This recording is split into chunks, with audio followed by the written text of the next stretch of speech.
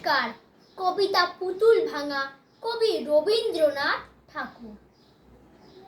৭-৮-২৭ আমি বলেছিলেম বলে, গুরু মশাই আমার পরে উঠল রেগে জ্বলে।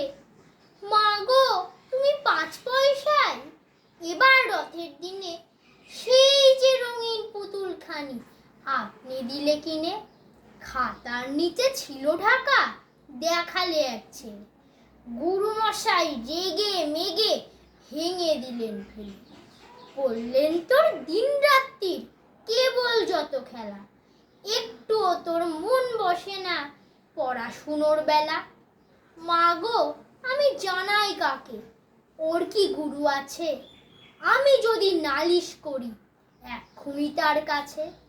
কোন রকম খেলার পুতুল নেই কি মা ওর ঘরে? সত্যি কি ওর একটুও মন নেই পুতুলের পরে? সকাল সাঁঝে তাদের নিয়ে করতে গিয়ে খেলা, কোনো পড়ায় করেননি কি কোন রকম হেলা? ওর যদি সেই পুতুল নিয়ে ভাঙেন কেহর আগে, বল দেখি মা, ওর মনে তা কেমন তর লাগে। নমস্কার।